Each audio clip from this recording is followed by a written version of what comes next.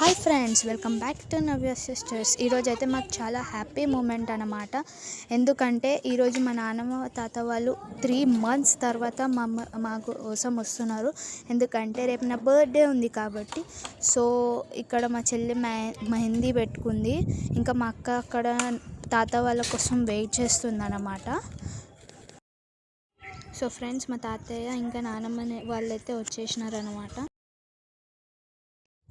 So friends, ఇగోండి నానమ్మ లోపల కూర్చుంది. ఈరోజు మా నానమ్మ తాతయ్య ఇద్దరు వచ్చినారని చెప్పేసి మేమైతే బ్రేక్ఫాస్ట్ కోసం దోశ ప్రిపేర్ చేసింది మా మమ్మీ. రండి చూపిస్తా. ఇదిగోండి వేడి వేడి దోశ. దోశ వేస్తుంటే స్మెల్ అదిరిపోయింది. మంచిగా వేసింది మా మమ్మీ దోశ అయిన తర్వాత టమాటో చట్నీ చేసి నేను మా తాత నానమ్మ అందరం కలిసి బ్రేక్ఫాస్ట్ అయితే చేసినాం అన్నమాట. నాకు మా నాన్నమ్మ చేసిన బిర్యానీ అంటే చాలా ఇష్టం. అందుకని నేను నాన్నమ్మని అడిగినందుకు నాన్నమ్మ మా కోసం అని చెప్పేసి చికెన్ బిర్యానీ వండుతుంది. చికెన్ బిర్యానీ టేస్ట్ మాత్రం అదిరిపోయింది.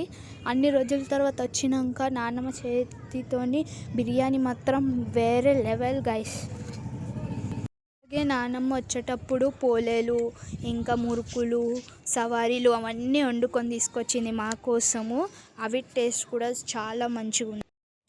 ఇంకో పెద్ద సర్ప్రైజ్ అయితే జరిగింది గైస్ నా బర్త్డే రోజు. ఏంటంటే మా బావ ఇంకా మా బాబీ వచ్చి నాకు పెద్ద సర్ప్రైజ్ ఇచ్చారు. వారు వచ్చినాక ఇక unlimited enjoyment, unlimited funny moments అయితే జరిగినాయి. ఆ తర్వాత మేమందరము ఒక్క బైక్ మీద 5 members కూర్చొని పానీపూరి తినడానికి వెళ్ళినాము. ఇక్కడ మా బాగా ఒక funny moment and funny dialogue లాగా చెప్తాను. అంటే ఏం లేదు, హాయ్ గైస్ అని చెప్తాను.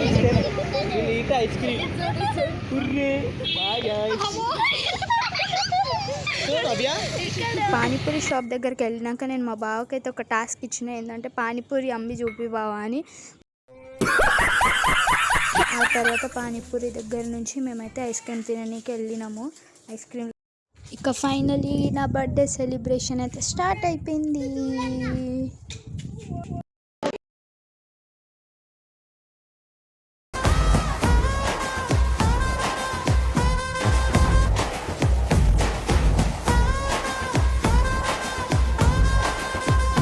ఇన్ని రోజుల తర్వాత మా బాబీ వచ్చిందని నేను మా బాబీతో కలిసి 2-3 రీల్స్ అయితే వేసినాను. అంటే 2-3 షార్ట్స్ కూడా పోస్ట్ చేసినాను ఇన్స్టాలో, ఇంకా యూట్యూబ్లో. వెళ్ళి అది కూడా చూడండి.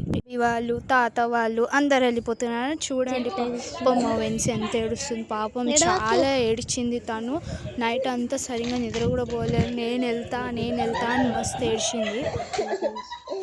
తను ఏడుస్తుందని తనకి చాలా నవ్విపోయానికి ట్రై చేసినాం. మస్తు పెద్ద పెద్ద జోకులు వేసినా ఏడుస్తలే. ఖాళీ నేను వాళ్ళ వెంబడి వెళ్తా అని ఏడుస్తుంది.